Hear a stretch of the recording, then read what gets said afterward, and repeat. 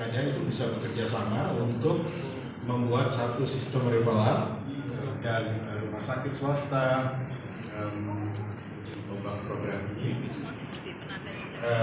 Bapak Ibu semua, beda-beda juga sesuai dengan kemampuan keuangan daerah, sehingga inilah yang mungkin dari kami dari provinsi, karena kalau kita ngomongkan logus provinsi kan nggak punya logus sebetulnya, logonya kabupaten kota, sehingga kita ikut berkontribusi di kabupaten kota yang nantinya memang kalau memang tidak ada alokasi.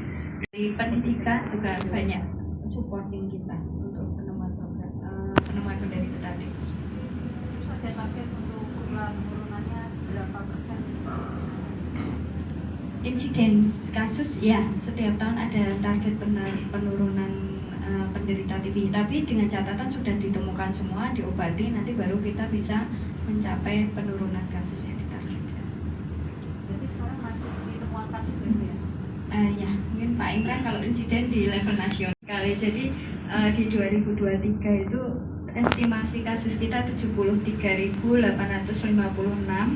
sudah tercapai cakupan penemuan kita 85.071. Jadi cakupan penemuan di Jawa Tengah izin di atas nasional ya, Dokter Imran, jadi 115%.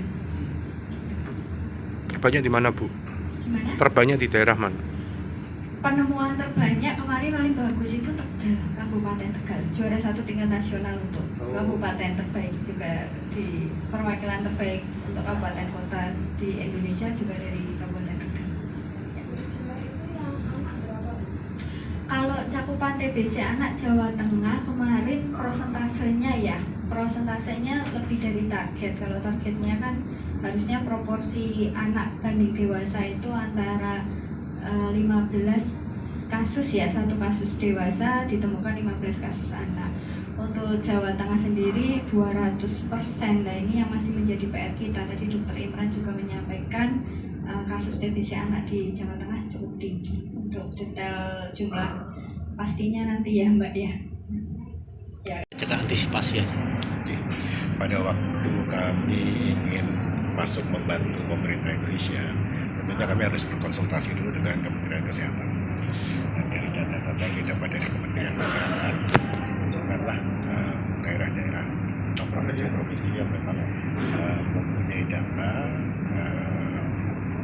suspek itu TB yang cukup tinggi dari Sumatera Utara, Jawa Barat, Jawa Tengah, Jawa Timur, sekitar 60% dari seluruh Indonesia.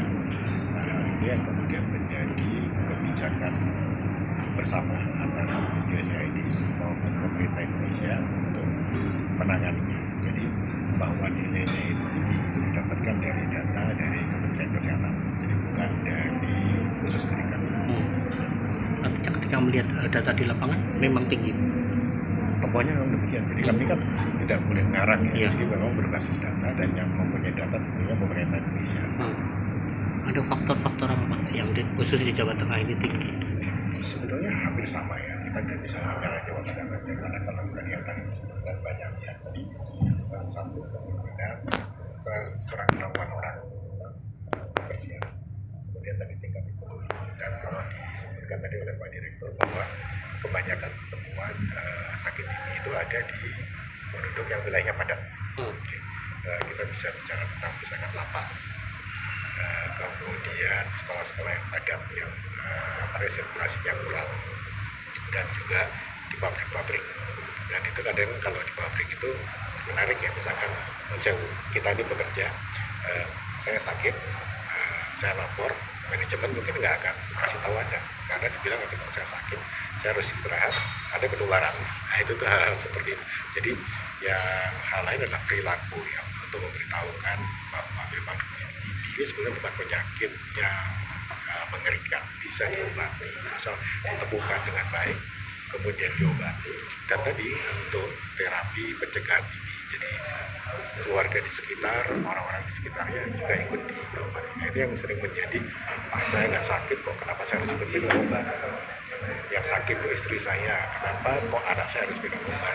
Seperti itu yang menjadi PR kita semua untuk mengedukasi rekan-rekan di tetangga. Jangan lupa follow, like, dan subscribe sosial media Tribun Jateng. Download Tribun X sekarang, menghadirkan lokal menjadi Indonesia.